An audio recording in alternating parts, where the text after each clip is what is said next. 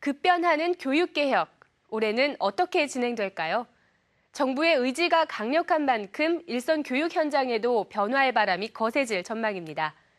2011년 바뀌는 교육계를 취재했습니다. 달라지는 정책, 교육 환경, 또 이에 대한 학생, 학부모, 일선 교사들의 의견도 들어봤습니다. 2011년 한국 교육, 국민들은 어떤 교육 정책에 대해 관심이 높을까?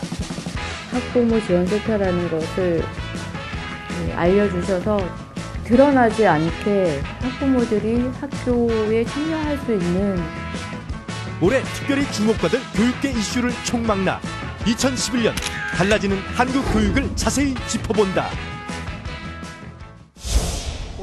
안보와 경제를 핵심 국정과제로 내걸은 신년맞이 대통령 특별연설 현장. 다양한 교육개혁 사항들 역시 눈에 띄었다. 수능 과목을 줄이는 대신 교실에서의 창의 수업이 이루어지도록 교과 혁신을 추진하겠습니다. 마이스터고와 특성화고를 뿌리내려 산업 현장에 뛰어드는 젊은이들을 전폭 지원하겠습니다. 이 대통령은 창의 수업을 위한 교과 혁신을 추진하고 특성화고 지원 및 대학 입시의 자율화를 통해 사교육비를 줄여나가는 등 인재 양성을 위한 교육개혁의 의지를 밝혔다. 교과부 역시 그동안 추진해온 교육개혁 정책들을 현장에 뿌리내리겠다는 굳은 의지를 나타냈다. 이 중 가장 주목받은 것은 특성화고 학생들에게 전원 장학금을 지급하고 저소득층을 위한 장학금을 신설하는 내용의 교육희망 사다리 구축이었다. 다양한 교육 정책들이 쏟아져 나오고 있는 지금, 직접적인 수요자가 될 학생과 학부모, 그리고 일선 교사들은 어떻게 생각하고 있을까? TV로 보는 맛있는 공부는 2011년 바뀌는 교육 정책들에 대한 시민 반응을 알아보기 위해 설문조사를 실시했다. 서울시내 학생과 학부모, 일선 교사 등 1000명을 대상으로 길거리 설문, 인터넷 및 전화 설문조사를 동시에 진행했다. 서울시청 앞 광장. 매서운 날씨에도 많은 시민들이 관심을 보여 교육 정책에 대한 높은 기대감을 실감할 수 있었는데, 그렇다면 과연 시민들의 기대가 가장 높은 교육 정책은 무엇일까? 시험 보는 게 너무 많아서요. 좀 필요 없는 거는 안 했으면 좋겠어요. 2011년 바뀌는 교육 정책 가운데 가장 주목받는 것은 바로 배우는 과목 수 축소. 교과부 업무 보고에 따르면 올해부터 중학교 1학년, 고등학교 1학년을 대상으로 한 학기에 배우는 과목 수가 기존 10에서 13개에서 8개로 축소된다. 이를 통해 학생들에게 과제와 시험 부담을 덜어주고 학습의 집중도를 높이겠다는 목표다. 창의 인성교육 강화를 위해 교과 특성을 살린 실험, 탐구, 토론 학습 등 창의적 수업의 비중을 늘려 필요에 따라 수업을 대학 강의처럼 묶어서 진행하는 블록 타임제도 도입된다. 또 음악, 미술, 가사 등 예체능 교과에만 해당되던 교과 교실제를 1000개교까지 확대할 계획이다. 두 번째로 관심이 높은 정책은 바로 안전한 학교 만들기. 학교 오고 가고 등하굣길이 불안하니까 안전한 학교가 애들한테는 제일 좋죠. 부모들 마음에도 그렇고. 학생들의 등하굣길 안전을 위해 서울시에서는 올 3월부터 시내 모든 국공립 초등학교에 학교 보안관을 2명씩 배치하기로 했다. 현재 서울 시내 초중학교에는 교육청이 배치한 배움터 지킴이가 활동하고 있지만 대부분 교사, 경찰관에서 은퇴한 사람이고 이마저도 자원봉사 형태로 운영되고 있어 학교 폭력을 차단하는 데는 한계가 있다고 지적됐다. 이에 따라 서울시는 학교 보안관을 보안, 경호, 청소년 상담 전문가 가운데서 선발할 방침이다. 한편 교과부에서는 24시간 CCTV 모니터링 체계를 갖추기 위해 행안부와 공동으로 올해 41개 학교로 시작해 2014년까지 단계적으로 230개의 초등학교에 CCTV 통합관제센터를 구축할 예정이다. 이어지는 시민들의 관심은 특성화고 관련 취업 중심의 지원 정책들. 이제는 뭐 중학교 나와도 취업하는데 힘드니까 차라리 어렸을 때부터 그 적성에 맞는 학교를 선택을 해서 맞는 학교를 가고 이제 그렇게 하는 게 좀 나을 것 같아서. 올 1학기부터 특성화고 재학생은 수업료 및 입학금을 전액 지원받는다. 특성화고 재학생 26만 3천 명에게 1인당 연평균 120만 원씩 총 3,159억 원이 지급되는 것. 또한 현장 실습과 해외 인턴십 등 특정학교의 취업 역량 강화 사업에 610억 원을 투입해 취업에 강한 명품 직업 학교로 육성시키고 이런 노력들을 바탕으로 취업률을 점점 높여갈 계획이다. 이 밖에 시민들의 관심은 무상급식 실시와 출석 정지 제도 도입, 서울 혁신형 학교 개교로 이어졌다. 지금 서민은 무상급식이 제일 피부에 와닿을 것 같아요. 어쨌든 간에 뭐 다른 교육이야 뭐 잘 하시는 분이 잘 하시겠지만 잘 모르잖아요. 어떻게 변하는지. 근데 무상급식 같은 경우는 제일 피부에 와닿을 것 같아서. 뜨거운 찬반 논란을 겪은 무상급식이 올해부터 본격적으로 시행된다. 올해 전국 16개 시도 중 11곳에서 초중고교 전면 또는 부분 무상급식이 실시될 예정으로 서울시 교육청에 따르면 서울은 최소 초등학교 3개 학년을 대상으로 시행할 예정이다. 무상급식 원년에 대한 기대감은 높지만 찬반 논란은 여전한 실정. 전문가들은 무상급식이 유지 확대되기 위해서는 중앙정부의 예산 지원이 필수적이라고 보고 있다. 요번에 제도가 이제 벌점이 아니라 맞나?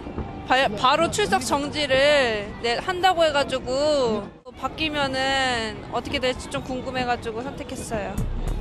교과부가 체벌 대신 출석 정지 제도를 도입하기로 한 가운데 서울시 교육청은 한 발 더 나아가 전체 출석일 중 3분의 1 이상 출석 정지를 받은 문제 학생을 유급시키겠다고 밝혔다.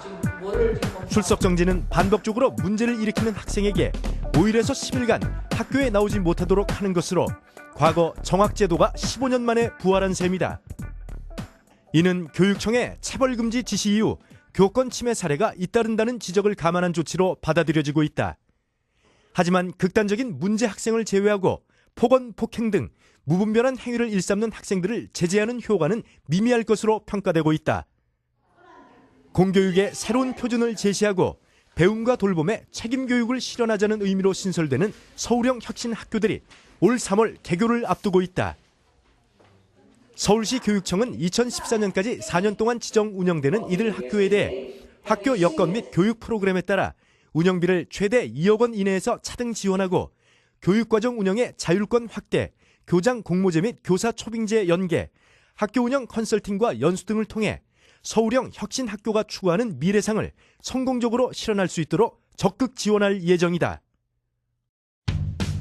배우는 과목수 축소부터 서울 혁신형 학교까지 다양한 변화와 새로운 시도가 엿보이는 2011 교육정책. 국민들의 관심이 높은 만큼 철저한 사전 준비를 통해 모든 정책들이 흔들림 없이 정착되기를 기대해본다.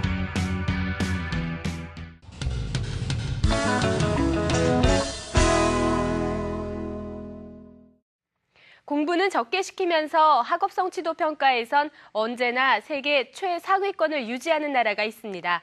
바로 핀란드인데요. 요즘 이 나라 교육 정책이 우리 교육 당국의 벤치마킹 대상으로 떠올랐습니다.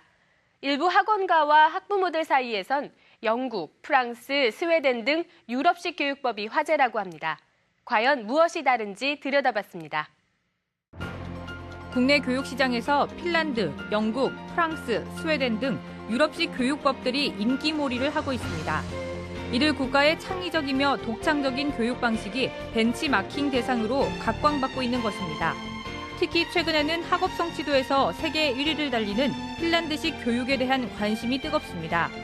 핀란드 학생들은 OECD 국가 가운데 가장 적은 시간을 학교에서 보내지만 OECD 국가를 대상으로 3년마다 실시하는 학업 성취도 국제비교 연구조사에서 2000년 이후 꾸준히 최상위권을 기록하고 있습니다.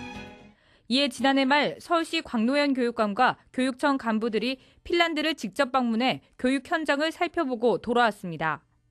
이 나라 교육의 경쟁력은 공평한 교육 기회 제공에서 나옵니다. 모든 과목에서 학습 능력이 부진한 학생이 나오지 않도록 담임교사 이외 보조교사까지 둬가며 학습을 지원합니다.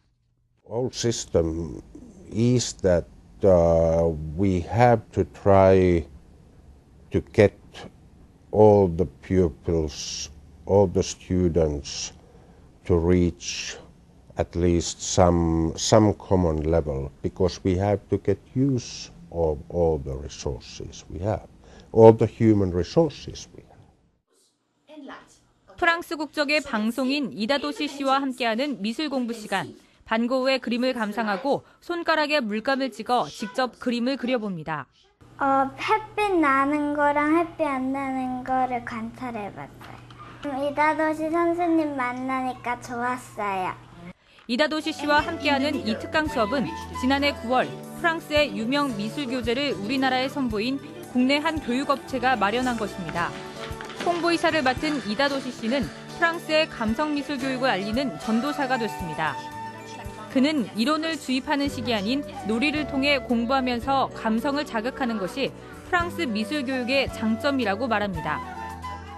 보면서 느끼면서 소화하면서 이후에 애들이 자신감 갖고 자기의 뜻대로 또 여러 가지 표현할 수 있게끔 개발됐던 교재예요. 문제 앞에 서 있을 때 다른 각도대로 파서 나갈 수 있는 사람들이 앞으로 가게 돼 있거든요. 사실은 이런 창의력 어릴 때부터 습관처럼 키워야 돼요. 최근 이 교재를 찾는 유치원과 학부모들이 부쩍 늘면서 올 3월부터는 본격적으로 방문 수업도 운영할 계획입니다. 저희가 이제 내세운 슬로건이 예술적 감성으로 세상의 리더를 꿈꾸는 아이를 만들겠다. 짧은 시간 내에 선호도가 굉장히 올라갔고요. 젊은 엄마들 층에서 많이 인정을 받고 있는 것 같아요. 이렇게 프랑스의 교육 방식이 인기인 이유는 무엇일까?